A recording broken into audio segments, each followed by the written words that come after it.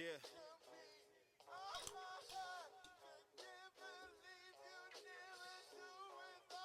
All I need is my team.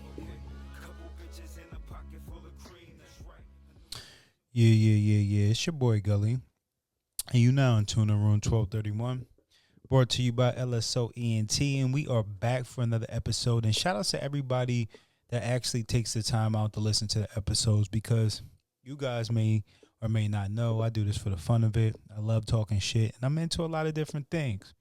And talking about different things, I want to bring up a subject that I just recently came across. It's a hot topic, and it's Dr. Umar, self-proclaimed Pan-African sociologist, I believe a former teacher.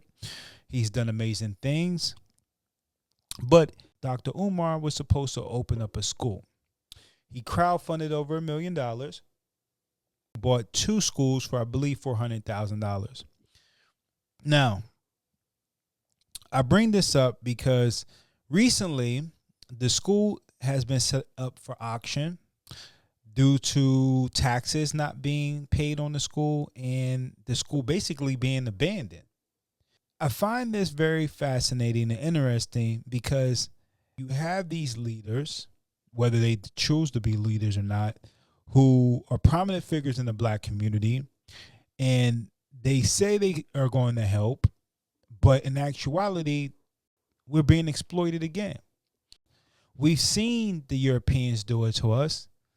We've seen the other ethnic groups do it to us, and I'm referring to here in America, but it hurts more when it comes from people in the family, you know? A lot of people that donated was looking forward to Dr. Umar really opening this school and doing something for black people. I think his intentions was pure, but when that money started coming in, you don't know how to act. When them fans start coming in, you don't know how to act. And instead of doing what you're supposed to do, you get introduced to a different lifestyle. It becomes all about the money. And this is a sad thing that I see repeated time and time and time and time and time again. The exploitation of black trauma, the exploitation of black history, the exploitation of black culture for individual gain. And we come from a culture here of Malcolm X. Love Malcolm X. Shouts to Malcolm X. Dr. Martin Luther King Jr., the Black Panthers, and there's so many Black Panther members, you know, and that's just a small fraction of the people that came from this culture and helped build up this culture and died for this culture. And what you see is a bunch of individuals, whites, corporations, blacks, other ethnic groups that come to this culture, see the value of this culture, and exploit it for their own financial and personal gain. He took the money, from what it seems, and he never fulfilled on his word as far as building the school. And so now he's begging for more money. Now, you're foolish if you niggas really was giving this nigga money for 10 years. That's dumb as fuck. Like, you fool me once, you fool me twice. After that, you fooled yourself. You feel me? And a person that's coming from the streets, I kind of seen it. But he ain't the only one. And I remember during COVID, when all these checks was coming through, you seen like a black renaissance come through, right? Everybody was on the internet talking about black wealth and black greatness. And I remember going on a run with my brother because he was really doing it. We was doing Uber, not Uber. Fuck, what I'm talking about. We was doing Turo. We had a little business on Turo. We was making some money. We was doing stock investments. You know what I'm saying? Earn your leisure. We was doing all that shit. And COVID was good times. But what I noticed is you seen tons of black people. We were looking at all these black people, how you get the business, how you clean your credit. And what I started to notice, being a nigga fest from the streets, I started to realize these niggas is running game. But they're masking it behind black unity, Black empowerment. Same thing Dr. Umar was doing. Oh, my brothers and sisters, beautiful queens out there, my kings out there. Any nigga that start talking like he Martin Luther King Jr. and he's not Martin Luther King Jr., that nigga's a fraud 9 out of 10. All these niggas. I started to notice when I was going with my brother, oh, sign up for, come see me here. We're going to be here. We're going to be here. We're going to teach you this. You get to these motherfucking places, and what these niggas is teaching you is a smidget of information to be successful. But the main thing they selling you is the dream. It's an old playbook. The same play white's been running on us forever. Oh, you gonna get to heaven if you obey your master. Now, for some people, they be like, that ain't even nowhere close. It is. It's the same playbook. It's the same playbook. I'm going to help you. Just listen to me. And it always comes at a price.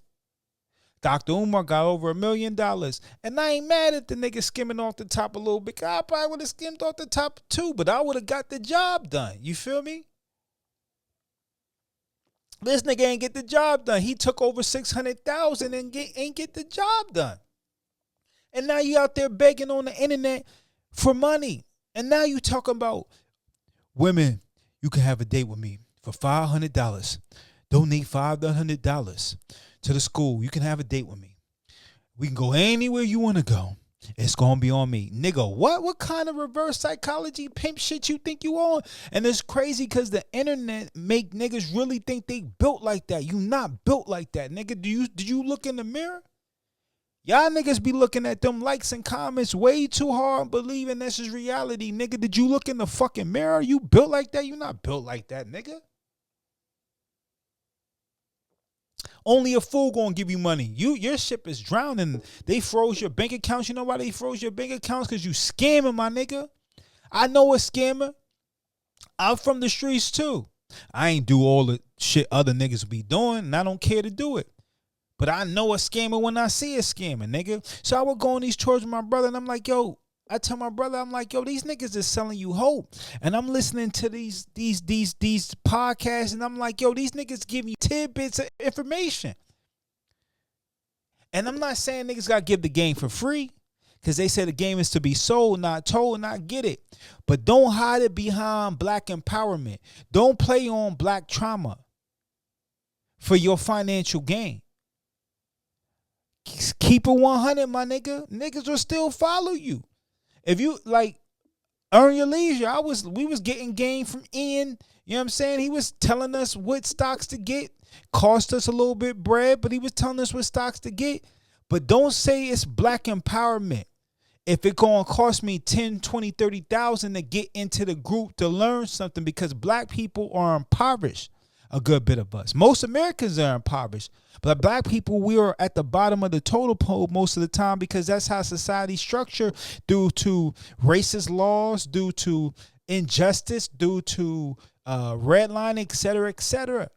And then due to ignorance and repetitiveness of ignorance and bad habits. And then you niggas come up here and you act like that you really for the people, but you really for yourself. And I can't put a price on somebody else's knowledge and what they're willing to do, you know what I mean, give, and what the value of that is. I can't put on that, but don't hide behind black empowerment. And that's what Dr. Umar did. And that's what most of these niggas do. A lot of these niggas will give you tidbits of information so you come back. Oh, you want the you want the full course? Oh, that's going to cost you 10 bands. But you can do it. Let me show you. They'll come in and they'll put you onto a saturated market. They already been got out that game. The new game is you. And I will listen to these niggas, and I'll be like to my brother, like, these niggas ain't even telling the truth completely. Like, these niggas is telling half truths. Yo, get you a car. You know what I did? I went into the dealership. I got 10 cars in one day. And then what I did was I put them on the Turo app. And I started making $2,000 a week off of these cars. I got the Lambo, I got the Benz, I got this, I got that. But they don't talk about when it's not being rented. They don't talk about the marketing aspects. They only talk about, oh yeah, get it on here, you can make money, pay me so I can give you this game. They don't talk about the depreciation of the vehicle, how quickly it's going to depreciate. And if you ain't buy that shit out in full, how it's going to quickly become a debt for you. I seen a nigga on TikTok telling people to do Turo and doing Airbnb. And he's talking about, yeah, you make the money, blah, blah, blah. And then you can go live your life. And I said, nigga, if you're not paying that car off, you're in debt. He said, smart man, but he said it sarcastically. But he knew that I knew that he was selling niggas lies, because niggas like, yo, how do I sign up? What I do? What I do? And that's my problem with this shit. You niggas is acting like you leaders without saying you leaders, but you really coming here and stealing. You playing off our trauma.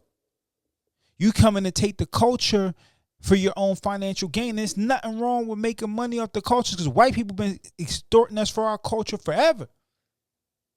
But don't act like you here for the people, man. Keep it 100. Business is business. Niggas respect that. But what I don't respect is you playing off the trauma. You got a nigga like Akon. Oh, I'm making Akon City. Yeah. He got some Chinese people to give him the bread. The nigga ain't make shit. Where the bread at, my nigga? Where the bread at? Then he want to talk about, oh, what he did for niggas. T-Pain said you ain't do much for him, but you got paid off the nigga. You're the fucking con artist, nigga. Then you want to talk about how great Africa is, although you done got rich off of our culture, nigga. And that's no diss to Africa, because Africa is great. But that's not where you got rich off of, nigga. And I'm tired of niggas exploiting and falsely coming through as if they here to help when they not. Just keep it 100, nigga. You here for this bread. I just seen a clip of Joe Budden podcast, and they was asking which one of them niggas would be willing to lose their career for the improvement of black culture. And they all said none, besides Joe Budden. He said he has some things he's willing to die for outside of family and stand on. You niggas is cowards. You niggas is goofy. All you niggas. You niggas is exploiting our trauma. You niggas is raping our culture. The same way Diddy was getting artists and niggas get praised for Diddy was getting artists and he was out there doing all that weird shit. I don't give a fuck about his weirdo shit. I don't partake in his shit. But I do not appreciate or respect the fact that he was getting these artists and he was raping them, putting them in rape contracts and then chopping up to that's part of the game. Okay, you got exploited, my nigga. I get it. But once you know better, you can do better. And you don't got to do your people like that. Birdman. Then you got someone like Lil Wayne that put Nicki Minaj and Drake on and let them do their thing. But he was mistreated. He was misused. Come on, man. How does black culture grow if you niggas keep exploiting us? We looking for a savior. We looking for a way out. Ain't no real nigga since Malcolm X died. And then if they are, niggas don't get to hear from them. There's a whole list of them. Brother Polite. All these niggas that be preaching